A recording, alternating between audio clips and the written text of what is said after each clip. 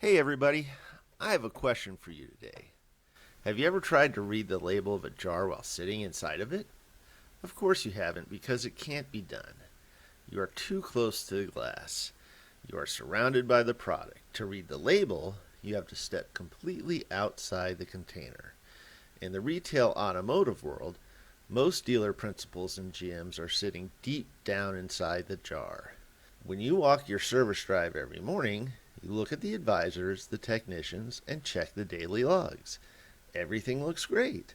The floor is moving, meetings are happening, and all the dashboard metrics are green. That's quite a relief. However, because you built the environment and manage it every single day, you have developed a natural immunity to the friction all around you. You are unable to see the very leaks that are costing you retention. That's not so good. When an outside observer, let's say me, walks into your service drive, I don't see the corporate mumbo jumbo. I see the pure, unaltered reality of how the data is moving through your systems. I see the advisor who has to double check the VIN, then double check the service, and ignore a problem I'm having with my Android Auto.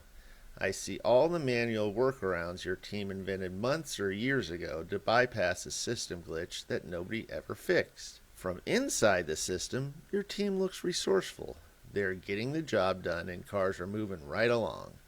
To a workforce architect like me, that is a huge process failure.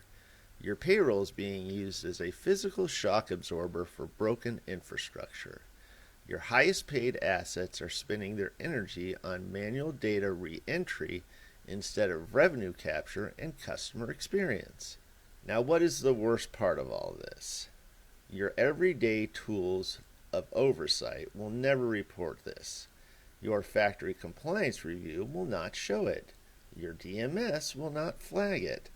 The floor looks busy because it is busy. Your system reports compliance because the paperwork gets finished. This is why most traditional training programs fail.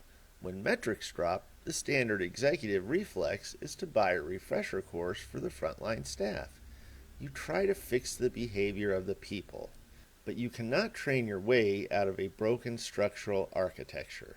If you place a top-tier performer inside a fractured, manual workflow, the system is going to force them into survival mode every single time. If you want to fix the service drive, you need to step outside the jar. You need a forensic, third-party audit that strips away all of the daily narratives and maps the raw, unseen movement of the work. And when you replace assumptions with quantified facts, what happens? You stop policing the movement of your people. Instead, you begin to build an environment where seamless execution is the easiest path. Stop asking if your floor is busy. They are. Start auditing what the busy is actually costing you. You will be amazed at what you find. Thanks for tuning in and listening to this podcast. I am, of course, Stephen Wright, the workforce architect, and I'll be back with more content that saves you money very soon.